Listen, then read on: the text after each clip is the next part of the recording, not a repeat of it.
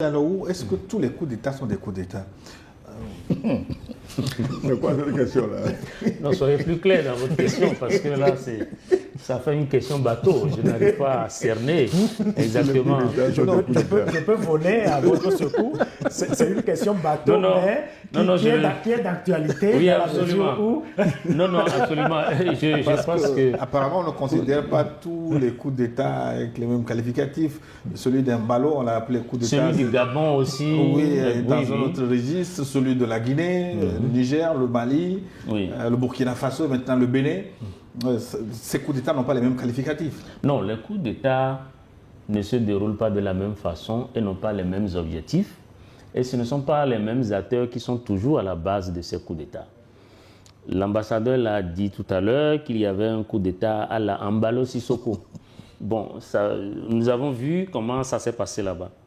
Mais pour revenir sur les raisons qui font que de plus en plus de pays sont victimes de coups d'État.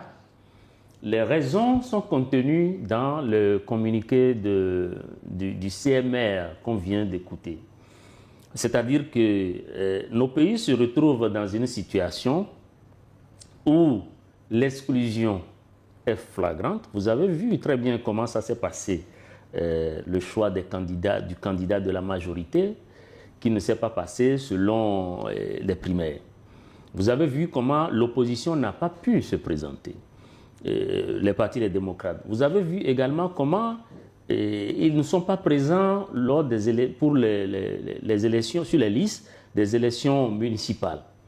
Et vous avez vu le grand nombre de prisonniers politiques au Bénin. Vous avez également vu le grand nombre d'acteurs politiques qui se sont retrouvés réfugiés à l'extérieur du Bénin. Je pense que tout cela... une révision constitutionnelle. Et dans la foulée, merci, une révision constitutionnelle et qui tient complètement le peuple à l'écart. Bon, quand vous voyez tout ce dépôt de frustration, en fait, j'ai comme impression que en Afrique, dans beaucoup de pays, les gouvernants gouvernent, ils évoluent, et comme ils ont toutes les institutions de leur côté, qu'ils ont la machine de répression, qu'ils ont la justice de leur côté, je ne sais pas ce qui leur arrive, et souvent, dans beaucoup de cas, ils ne sentent pas que leurs actes qu'ils sont en train de poser occasionnent des frustrations et des ressentis. Vous voyez, si vous prenez le cas de l'élection présidentielle, par exemple, au Bénin, qui se prépare là dans quelques mois, vous verrez qu'il y a beaucoup de Béninois qui voulaient effectivement voter pour le candidat des démocrates. Mais ça, on ne pourrait pas le dire.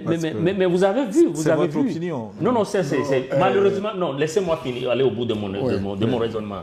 Mais vous avez vu comment tout ça s'est passé. Je ne suis pas démocrate, mais je pense que pour la crédibilité de l'élection, il faut qu'on organise des élections qui sont comme des leviers de l'apaisement.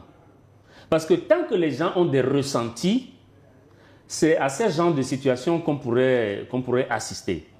Mais je pense fondamentalement que dans ce qu'on a pu voir là, on était carrément dans un coup d'État schéma AES, pour répondre à votre question. Parce que apparemment ces militaires n'avaient pas le soutien de puissances étrangères qui pourraient donc leur faciliter la tâche. Donc nous avons vu, comme je vous l'ai dit tout à l'heure, on attend de voir l'évolution de la situation, on attend de voir que le président Patrice Talon, c'est mon souhait, puisse réapparaître pour parler à son peuple, et ça va participer à nous rassurer tous et aussi à rassurer les Béninois. Mais ce qui est clair, tant qu'au sein de la population, on assiste toujours à des frustrations, sur frustrations, chaque jour que Dieu fait, c'est sûr que c'est des dépôts sur lesquels les militaires peuvent surfer pour faire irruption sur la scène politique.